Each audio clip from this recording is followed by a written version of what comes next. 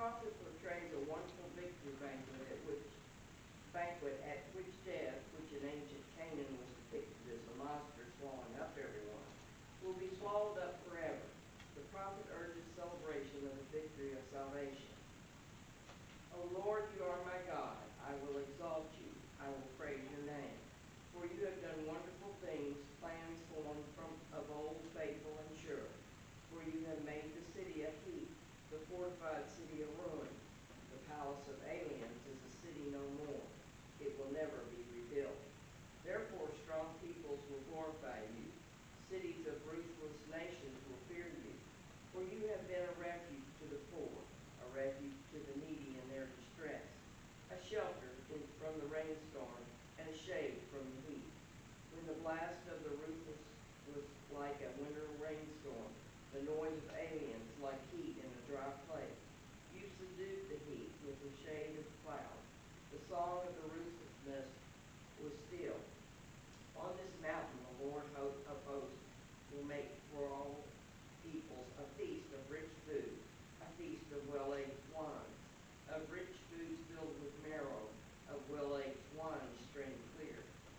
And he will destroy on this mountain the shrouds that is cast over all peoples, the sheet that is spread over all nations. He will swallow up death forever. Then the Lord God will wipe away the tears from all faces, and the disgrace of his people he will take away from all the earth. For the Lord has spoken. It will be said on that day, Lo, this is our God. We have waited for him, so that he might save us. This is the Lord, for whom we have waited. Let us be glad and rejoice in his salvation. The psalm today is Psalm 23, read responsibly.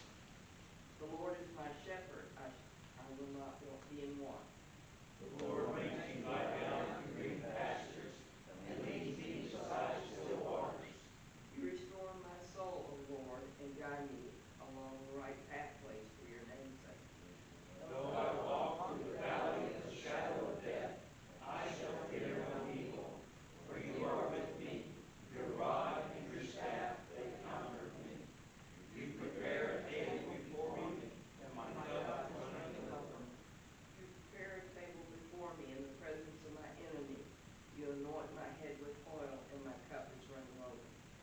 Surely goodness and mercy shall follow me all the days of my life, and I will dwell in the house of the Lord forever.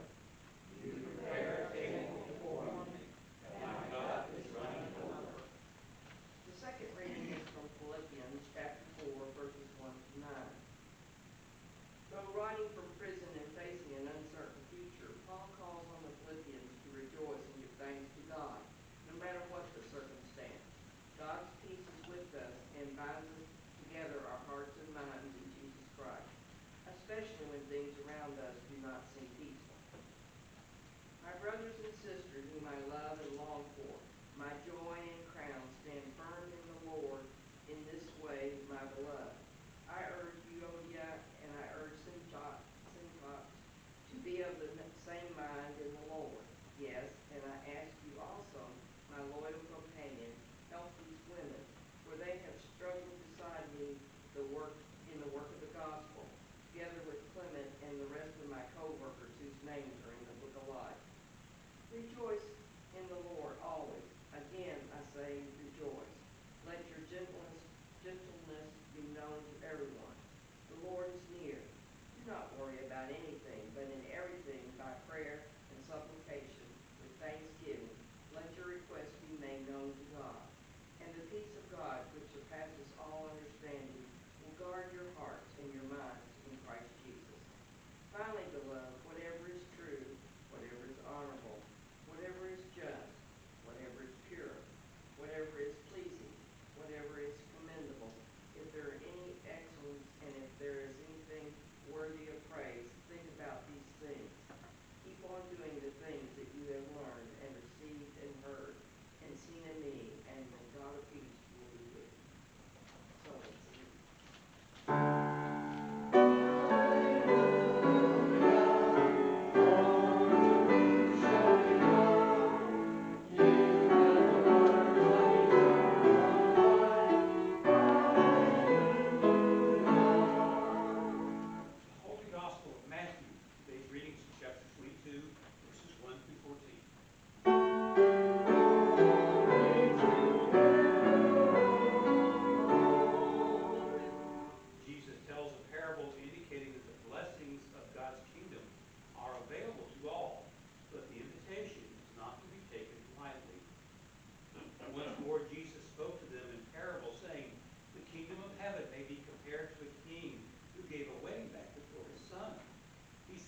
slaves to call those who had been invited to the wedding banquet, but they would not come. Again, he sent other slaves, saying, tell those who have been invited, look, I have prepared my dinner. My oxen and my fat calves have already been slaughtered, and everything is ready. Come to the wedding banquet.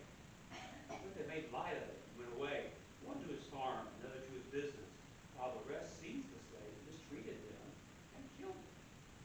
The king was enraged. He sent his troops, destroyed those murderers, and burned their city. Then he said to his slaves, the wedding is ready, but those invited were not worthy. Go therefore into the main streets and invite everyone you find to the wedding banquet. Those slaves went out into the streets and gathered all whom they found, both good and bad. So the wedding hall was filled with guests. But when the king came in to see the guests, he noticed a man there who was not wearing a wedding robe. He said to him, friend, how did you get in here without a wedding robe? And he was speechless. And the king said to the attendants, bind him hand and foot, throw him into the outer darkness, where there will be weeping and gnashing of teeth. For many are called, but few are chosen. The gospel of the Lord.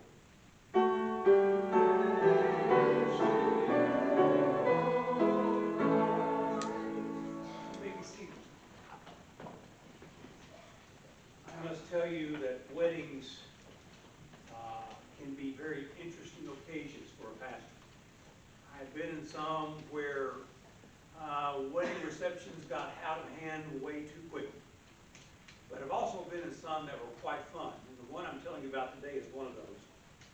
I performed a wedding for a couple in another church, and the church was very long, narrow, and quite a ways down to the front.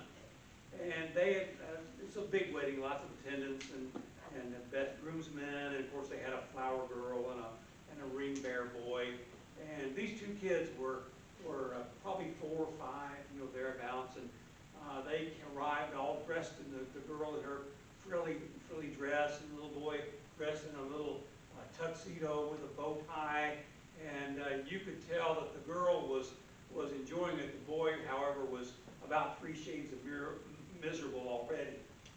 But their task was, of course, to walk down with the ring and the flowers before the bride processed. And so they're at the back, and they're getting them ready, and they're whispering to them instructions, and they've been instructed to walk side by side, don't get ahead of the other, and all this stuff. And the little boy's looking at the little girl out of the corner of his eye, and you can just hear the wheels turning in the head of this little kid. And sure enough, he got about maybe 1/8 of the way down, and he began walking faster. He had made up his mind he was going to beat this flower girl to the front, and therefore be the best.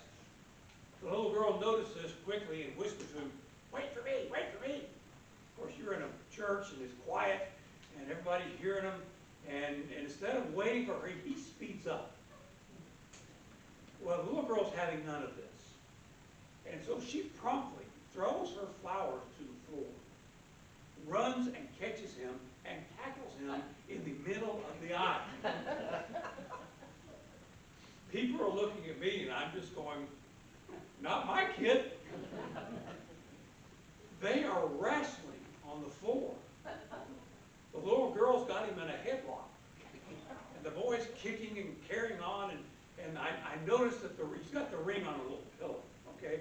And I noticed, I'm worried about the ring. And sure enough, the ring falls off the pillow, and it goes rolling across the wood floor of the church. And you know the noise that a coin makes on the wood floor. That's the sound it's making. And I'm trying to look at this, and I'm trying to see where the ring went, because we've got to retrieve the doggone thing. Well, by this time, a couple of parents have managed to separate them.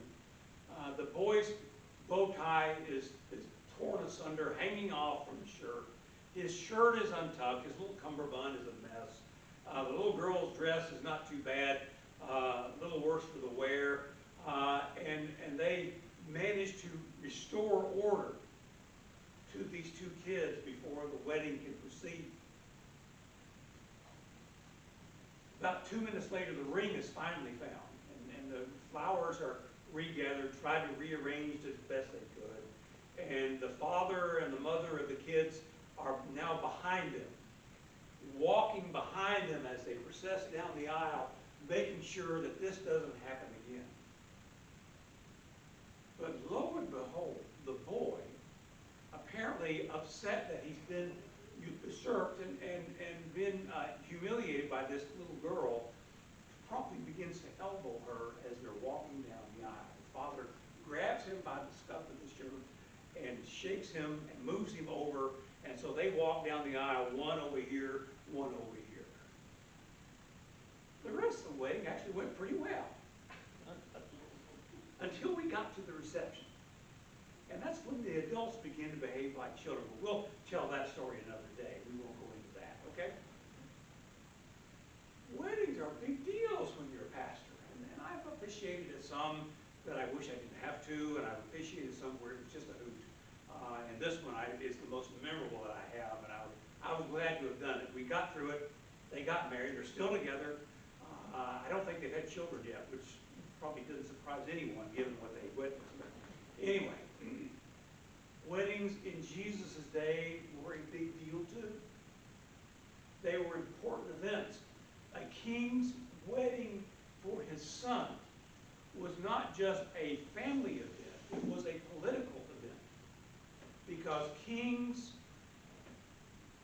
always arranged marriages for their children. There's no fairy tale marriages in this day and time, okay? Maybe the odd occasion where one of them grows to love the other, but most of the time, these are arranged marriages. And they're arranged for one reason and one reason only: political expediency.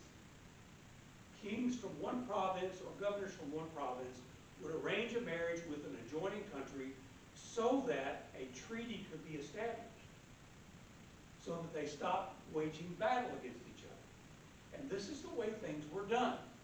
And so when the king extended an invitation to the higher-ups in the society, it was a very important event because it signified a peace treaty between two countries, but also signified that the folks who were gathered there were in support of the marriage and in support of the treaty.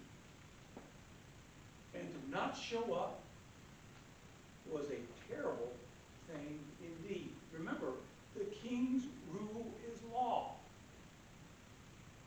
And they are required, when summoned by the king, to appear at whatever time the king says. And I can just imagine witnessing the folks who were listening to this parable as they sat at Jesus' feet or were there gathered. They're going, looking at each other going, oh, they're in trouble. And that's exactly correct.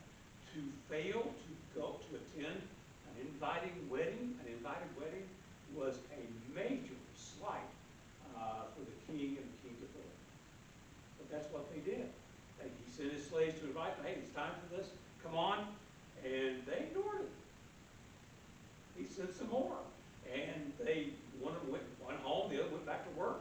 The others seized the slaves, mistreated them, abused them, and even killed some of them.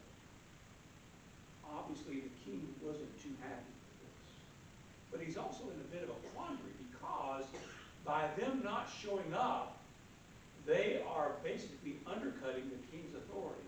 Very possible the king wasn't too popular. We don't really know. It's not really mentioned. But the fact of the matter is that by not showing up, they have slighted the king in a terrible, awful way. And so the king, somewhat in desperation, but also wisely said, well, just go out to the main streets of the city and invite whoever you see.